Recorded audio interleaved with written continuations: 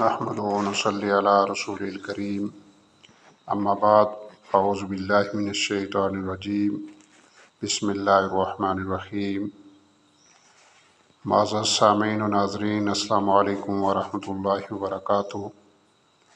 آج سورہ انشقاق کی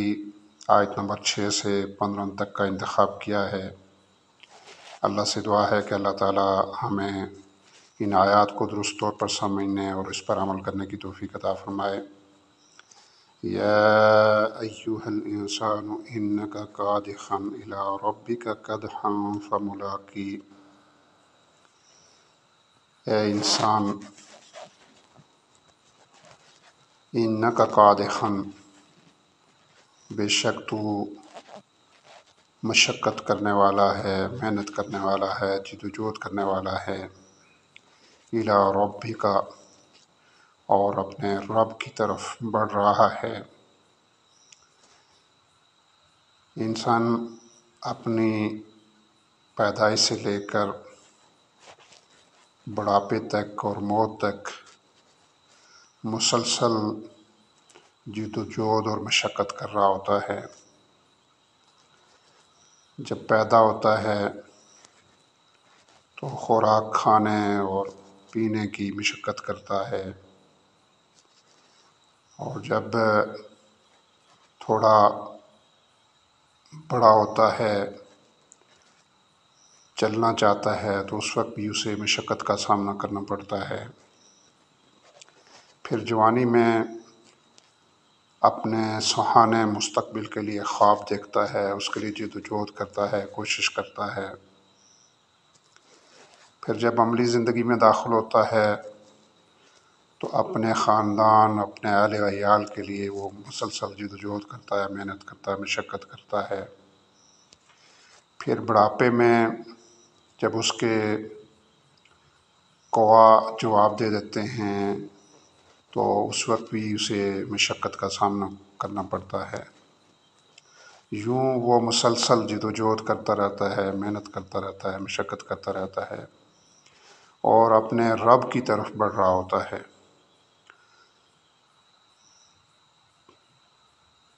مسلسل محنت اور جدوجہد کے بعد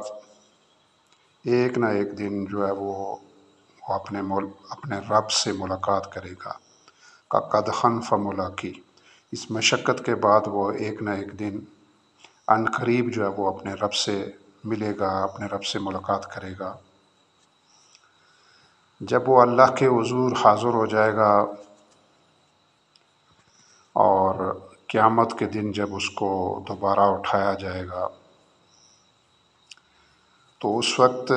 انسان دو گروہوں میں بٹ جائیں گے۔ ایک وہ گروہ ہوگا جو کامیاب ہونے والا ہوگا، سرخرو ہونے والا ہوگا، خوش ہوگا اور اس سے آسان حساب لیا جائے گا اور اس کا نامہ اعمال اس کے دائیں ہاتھ میں دیا جائے گا۔ فَأَمَّا مَنْ أُوتِيَ كِتَابَهُ بِيَمِينِهِ، جس کو اس کا اعمال نامہ اس کے دائیں ہاتھ میں دیا جائے گا۔ فَسَوْفَ يُحَاسَبُ حِسَابًا يَسِيرًا، اور اس سے اس دن آسان حساب لیا جائے گا۔ نبی کریم صلی اللہ علیہ وسلم اکثر جو ہے وہ اپنی دعاؤں میں یہ دعا کیا کرتے تھے کہ اللہم حاسبنی حسابا یسیرا، اے اللہ مجھے میرا حساب آسان حساب لینا۔ حضرت عائشہ رضی اللہ تعالیٰ عنہ کی ایک حدیث ہے، اس کے مطابق وہ فرماتی ہیں کہ آپ صلی اللہ علیہ وسلم نے فرمایا کہ جو حساب میں پھنس گیا، جس کا حساب کتاب شروع ہو گیا تو وہ بچ نہیں سکتا۔ اور حضرت عائشہ رضی اللہ تعالیٰ عنہ نے ان سے پوچھا کہ آسان حساب سے کیا مراد ہے؟ تو حضور صلی اللہ علیہ وسلم نے فرمایا تھا کہ آسان حساب یہ ہے کہ اس کے اعمال نامے پر سرسری نظر ڈالی جائے اور اس کو فارغ کر دیا جائے۔ جب کسی فرد کو اس کا اعمال نامہ اس کے دائیں ہاتھ میں دے دیا جائے گا اور اس کا حساب آسان ہو جائے گا تو اس وقت اس کی خوشی کی انتہا ہوگی۔ اور فرمایا کہ وَيَنْقَلِبُ إِلَىٰ أَهْلِهِ مَسْرُورًا، جب وہ اپنے اہل و عیال کی طرف جو ہے وہ خوش و خرم لوٹے گا، یعنی جب وہ وہاں کامیاب ہو جائے گا، اس کا اعمال نامہ اس کے ہاتھ میں مل جائے گا، تو جب وہ اپنے اہل و عیال میں لوٹے گا، اپنے دوستوں میں لوٹے گا، اپنے ملنے جلنے والوں سے کی طرف آئے گا، وہ پہلے سے جنت میں ہوں گے تو وہ خوش ہوگا، بہت مسرور ہوگا، اس لیے کہ اسے جو ہے وہ کامیابی کا پروانہ مل گیا ہے۔ اب دوسری طرف دوسرا جو گروہ ہے اس کی کیفیت کیا ہوگی، اس کا انجام کیا ہوگا؟ وَأَمَّا مَنْ أُوتِيَ كِتَابَهُ وَرَاءَ ظَهْرِهِ، جس کا اعمال نامہ اس کے پیٹھ کے پیچھے سے دیا جائے گا، اور ایک دوسری جگہ آتا ہے کہ فَأَمَّا مَنْ أُوتِيَ كِتَابَهُ بِشِمَالِهِ، یعنی جس کا اعمال نامہ اس کے بائیں ہاتھ میں دیا جائے گا۔ تو یہاں یہ کہا گیا کہ اس کا اعمال نامہ پیٹھ کے پیچھے سے دیا جائے گا۔ اب یہ پیٹھ کے پیچھے سے جو اعمال نامہ اس کے حوالے کیا جائے گا، اس سے مراد یہ ہے کہ وہ اپنا اعمال نامہ جو ہے وہ اس وقت لینا نہیں چاہے گا، وہ لے نہیں رہا ہوگا، اور پھر جو وہ اتنا مانوس فرد ہوگا، اتنا جو ہے وہ گھٹیا فرد ہوگا کہ اللہ کے فرشتے اس کے سامنے نہیں آئیں گے اور پیٹھ کے پیچھے سے اس کا اعمال نامہ اس کے حوالے کریں گے۔ تو جس کا اعمال نامہ اس کے پیٹھ کے پیچھے سے دیا جائے گا تو اس وقت وہ کیا کہے گا؟ ایک تو یہ کہ وہ اپنا اعمال نامہ لینے کے لیے تیار نہیں ہوگا، اور زبردستی پیٹھ کے پیچھے سے اس کے حوالے کر دیا جائے گا، اور اس وقت وہ فَسَوْفَ يَدْعُو ثُبُورًا، اس وقت وہ جو ہے وہ اپنی موت کو پکارے گا۔ یہ جو موت کو پکارا جاتا ہے، انسان جب بہت تنگ ہو جاتا ہے، جب اپنی زندگی سے تنگ ہو جاتا ہے، جب کوئی مشکل جو ہے وہ برداشت نہیں کر پاتا، تو ایسی صورت میں اس کے پاس آخری حال یہی ہوتا ہے کہ وہ اپنی موت کو پکارتا ہے کہ اس سے بہتر یہ ہے کہ میں مر جاؤں۔ یعنی اس وقت بھی یہ اتنی شرمندگی کا اسے سامنا ہوگا کہ وہ اس وقت اپنی موت کو پکارے گا، اور وہ اپنی اسی موت میں ہی اس کو عافیت سمجھے گا کہ اس سے بہتر ہے کہ میں جو ہے وہ مر جاؤں، لیکن چونکہ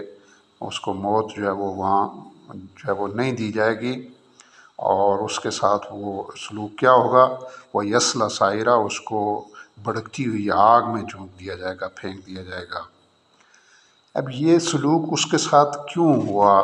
کیا قصور اس نے کیا تھا؟ تو وہ بھی بتا دیا گا کہ اِنَّهُ كَانَ فِي أَهْلِهِ مَسْرُورًا، یعنی دنیا میں جب وہ زندگی گزارتا تھا تو وہ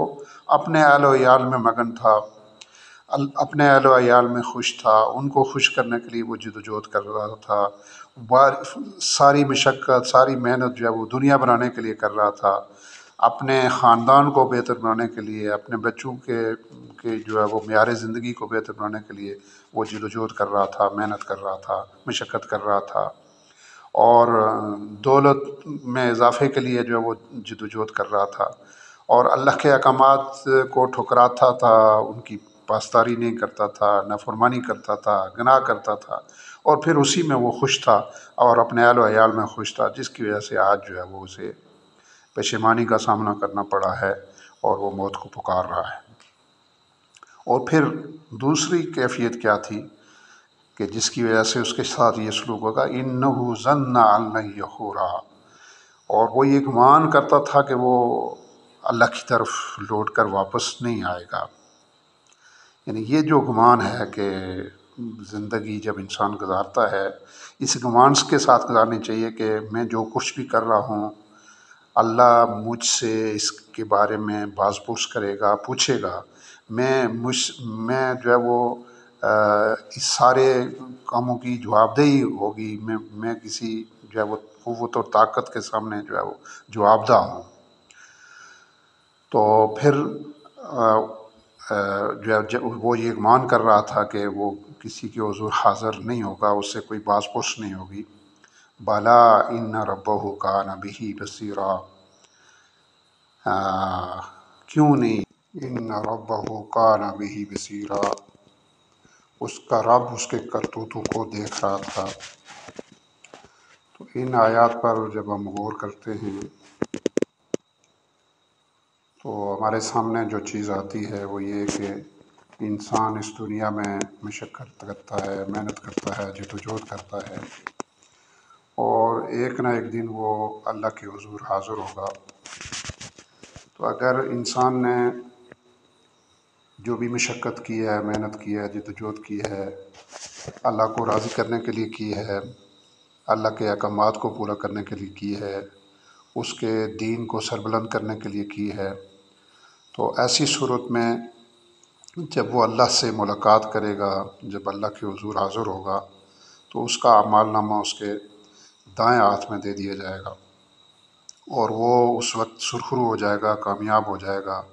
اور وہ جب اپنے اہل و عیال میں لوٹے گا تو وہ خوش ہوگا، مسرور ہوگا۔ اس کے برخلاف اگر ہماری جدوجہد محض دنیا کے لیے ہو،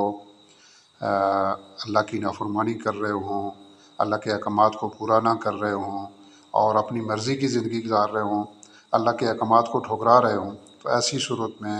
اس زندگی کا جو نتیجہ ہے وہ اعمال نامہ بائیں ہاتھ میں ملے گا، اس کا اعمال نامہ اس کے پیٹھ کے پیچھے سے دیا جائے گا، بائیں ہاتھ میں دے دیا جائے گا، اور اس وقت انسان اپنی موت کو پکارے گا، اور موت اس کو نہیں ملے گی، لیکن وہ جہنم کا ایندھن بنے گا۔ یصلیٰ سعیرا کہا گیا کہ وہ بھڑکتی ہوئی آگ میں پھینک دیا جائے گا۔ اس کے ساتھ یہ سلوک اس لیے کیا جا رہا ہے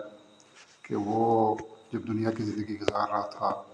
تو اپنے اہل و عیال میں خوش تھا، مگن تھا۔ دوسری اس کی کمزوری یہ تھی کہ وہ یہ گمان کرتے ہوئے زندگی گزار رہا تھا کہ وہ اللہ کے حضور نہیں لوٹے گا، حالانکہ اللہ تعالیٰ اس کے کرتوتوں سے واقف تھا، اس کے کرتوتوں کو، اس کے تو سارے اعمال کو دیکھ رہا تھا، اور اس کا پورا ریکارڈ جو ہے وہ اللہ تعالیٰ مرتب کر رہا ہے فرشتوں کے ذریعے سے، اور ایک پوری کتاب جو ہے وہ مرتب کی جا رہی ہے، اور یہی کتاب جو ہے وہ قیامت کے دن انسان کے یا تو دائیں ہاتھ میں دی جائے گی یا بائیں ہاتھ میں دی جائے گی۔ اگر دائیں ہاتھ میں ملے گی تو وہ کامیاب ہو جائے گا، اور اگر بائیں ہاتھ میں ملے گی تو وہ ناکام ہو جائے گا۔ اللہ سے دعا ہے کہ اللہ تعالیٰ ہمیں ایسے اعمال کرنے کی توفیق عطا فرمائے جس کی بنیاد پر ہمارا اعمال نامہ ہمارے دائیں ہاتھ میں دیا جائے۔ وآخر دعوانا ان الحمد للہ رب العالمین۔